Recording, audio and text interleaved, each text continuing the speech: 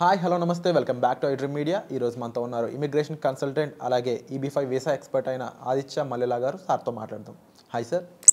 Sir, ఇండియన్స్కి America వెళ్ళడానికి EB5 visa ఎంత ఇంపార్టెంటో ఇక ఆ చుట్టుపక్కల ఉండే మెక్సికన్ అండ్ కెనడా ఉండే దేశాల్లో ఉన్నాయి కదా, అలాంటి దేశాల నుంచి ఎవరైనా మన ఇండియన్స్ అయి ఉండొచ్చు, వేరే ఆ కంట్రీకి సంబంధించిన వ్యక్తులు యూఎస్కి వెళ్ళాలి అన్నట్లయితే ఎలాంటి ప్రొసీజర్ ఉంటుంది? EB5 అయినా H1B ఇలాంటివి ఉంటాయి, ఇంకా డిఫరెంట్గా ఏదైనా ప్రొసీజర్ ఉంటుందా?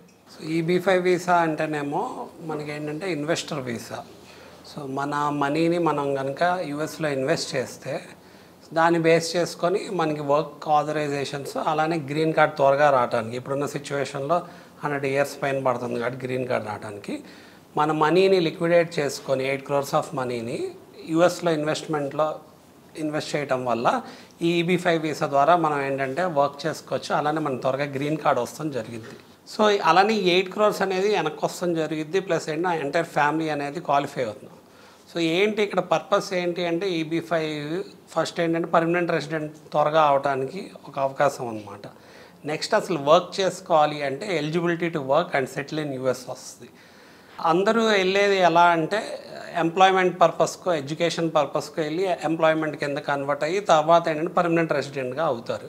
సో మనం మాట్లాడుకున్నట్టు ఇంతకుముందు వీడియోస్లో ఎడ్యుకేషన్ ద్వారా వెళ్తున్నారు, ఎంప్లాయ్మెంట్ వస్తుంది, ఎంప్లాయర్ స్పాన్సర్ చేయాలి, లేకపోతే ఏంటంటే లాటరీ ద్వారా మనకి ఏంటంటే వీసా పిక్ అయ్యి వర్క్ వీసా, అప్పుడు మనకి ఎంప్లాయర్ స్పాన్సర్ చేయడం వల్ల మనకు వర్క్ ఎలిజిబిలిటీ వస్తుంది. తర్వాత ఏంటంటే over a period of time వాళ్ళే గ్రీన్ కార్డ్ స్పాన్సర్ చేస్తారు ఎంప్లాయర్. సో ఇదంతా జరగడానికి కూడా 5 to 7 years పడుతుంది అనేది మనం డిస్కస్ చేసుకున్నాం. ఓన్లీ గ్రీన్ కార్డ్ అప్లై చేసుకోవడానికి 5 to 7 years పడితే అసలు రావడానికి 100 years పడుతుంది. EB5 వీసాలో ఏంటి అంటే వితిన్ ఏ తక్కువ స్పాన్లో, అంటే ఏంటంటే within very short time you are eligible to work in US as well as get green card అనమాట. అయితే మిగతా అదర్ వీసాస్ కూడా చాలా ఉన్నాయి. ఇప్పుడు H1B వీసా అనేది యూజువల్గా మన వాళ్ళందరూ ప్రిఫర్ చేసేది H1B. బట్ దానికి ఏంటంటే లాటరీ సిస్టమ్ అనేది ఉంటుంది. లాటరీ సిస్టమ్ ఉండటం వల్ల పెద్ద ఛాలెంజ్గా మారింది అనమాట. సో లాటరీ సిస్టమ్ ఎలా అయిపోయింది అంటే ఎన్ని వీసాలు ఉన్నాయో దానికంటే 5 to 10 times ఎక్కువ మంది ఫైల్ చేసే వాళ్ళు ఉన్నారు కాబట్టి మొత్తం ఒక ఫనెల్ లాగా అయిపోయింది. ఫనెల్ లాగా అయిపోవటం వల్ల అసలు వర్క్ వీసా H1B వస్తుందో రాదో తెలియదు. అలాంటి సిచ్యువేషన్ ఉంది లాటరీ ద్వారా. కాబట్టి అలానే H1B వీసాలో ఒక కేటగిరీ ఆఫ్ వీసా అసలు లాటరీ లేకుండా ఉన్న వర్క్ వీసాస్ ఉన్నాయి. అవి ఏంటంటే మనం యూనివర్సిటీస్కి కానీ ఎడ్యుకేషనల్ ఇన్స్టిట్యూట్స్కి కానీ వర్క్ చేస్తే అవి నాన్ ప్రాఫిట్ వీసాస్ అనమాట. ఆ వీసాస్లో ఏంటి అంటే అది కూడా H1B వీసానే, కానీ ఆ వీసా లాటరీ సిస్టమ్ ఏమి ఉండదు, లాటరీ క్యాప్లోకి కూడా వెళ్ళదు. సో ఈ వీసా ఏంటి అంటే యూనివర్సిటీస్లో టీచింగ్ కానీ లేకపోతే వర్క్ చేస్తున్న వాళ్ళకి ఎలిజిబిలిటీ ఉంటుంది అనమాట ఈ వీసా ఫైల్ చేసుకోవడానికి.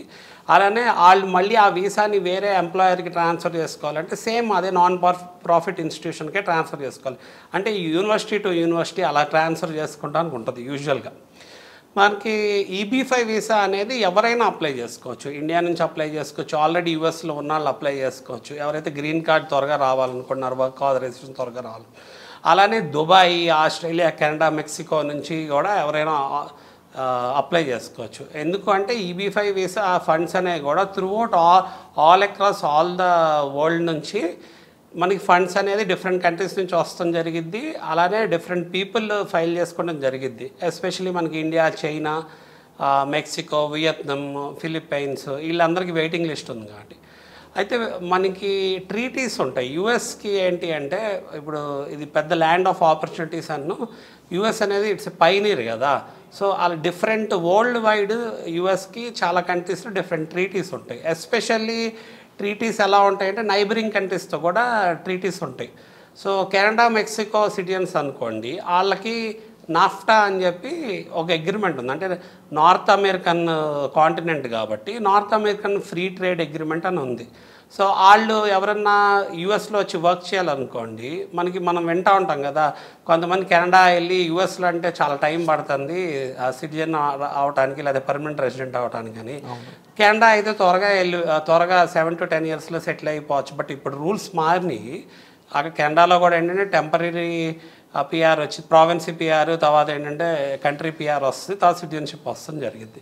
సో సిటిజన్స్ ఆఫ్ కెనడాకి మెక్సికోకి ఏంటి అంటే ఇప్పుడు నాఫ్టా గురించి చెప్పా కదా, నార్త్ అమెరికన్ కాంటినెంట్కి రిలేటెడ్ ఫ్రీ ట్రేడ్ అగ్రిమెంట్ ద్వారా టీఎన్ వీసా ద్వారా వాళ్ళు సిటిజన్స్ వచ్చి వర్క్ చేసుకోవచ్చు. ఆ టీఎన్ వీసాకి అప్లై చేసుకోవచ్చు. టీఎన్ వీసా అంటే ట్రేడ్ నాఫ్టా అనమాట.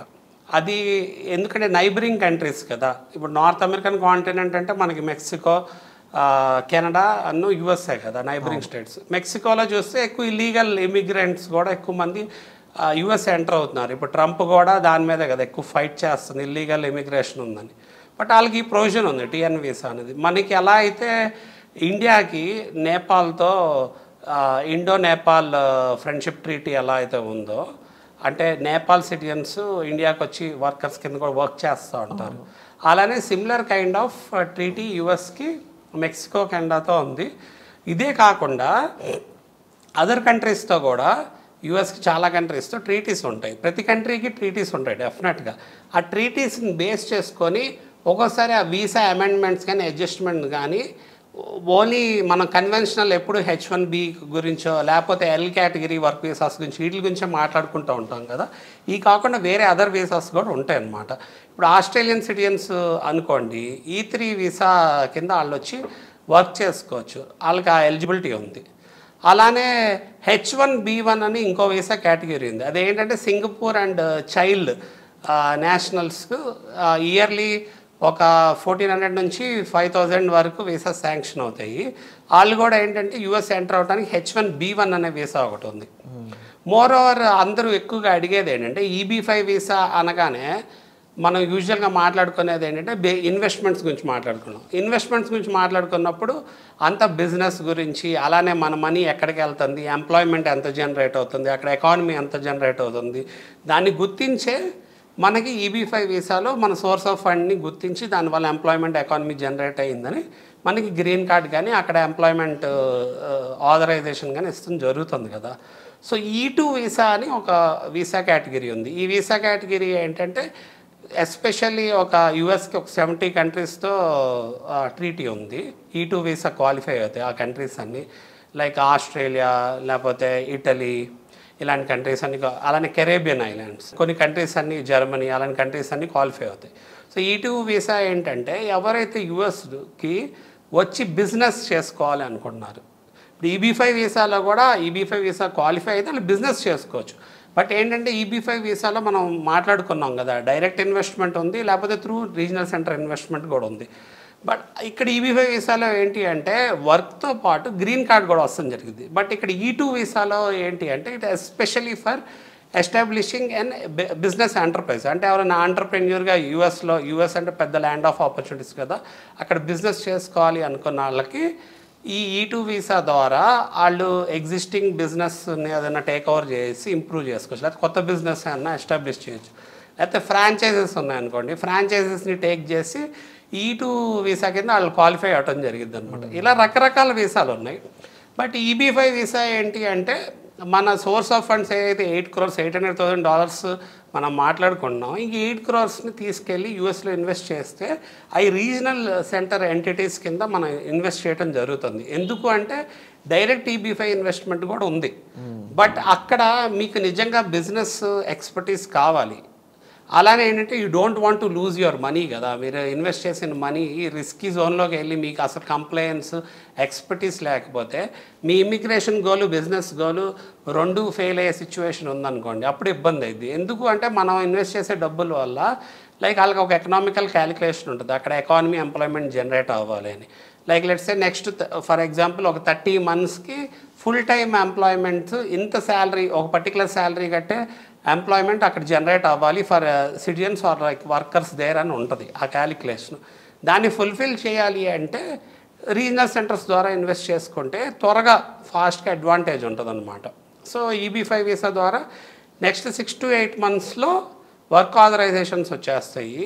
1.5 year to 2 yearsలో కండిషనల్ గ్రీన్ కార్డ్ వస్తుంది. ఏవైతే మనం ఇప్పుడు మాట్లాడుకున్నాం మనం ఇన్వెస్ట్ చేసిన ఫండ్ ద్వారా ఎకానమీ ఎంప్లాయ్మెంట్ జనరేట్ అవడం వల్ల ఆ కండిషన్స్ అనేది రివోక్ అయ్యి ఓవరాల్గా 5 years permanent resident green card వస్తుంది EB5 వీసా ద్వారా. ఇది అడ్వాంటేజ్ ఫర్ ఎంటైర్ ఫ్యామిలీ. అలానే మనం పెట్టిన డబ్బులు కూడా 3 to 5 years ఆర్ 2 to 4 yearsలో వెనక్కి వస్తుంది జరిగింది అనమాట, based on the project vary అయితే. అండ్ డెఫినెట్లీ దీంట్లో పాసిబిలిటీస్ చూసుకున్నప్పుడు చాలా బెటర్ ఉన్నాయి compare to every another options. So ఇలాంటి ప్రొసీజర్ని ఆచితూచి వేయకపోయినా కూడా మనం ఇబ్బంది పడాల్సి వస్తుంది. అండ్ ముఖ్యంగా ఒక ప్రొఫెషనల్ హెల్ప్ అనేది చాలా అవసరం అండి ఇలాంటి ప్రొసీజర్లో.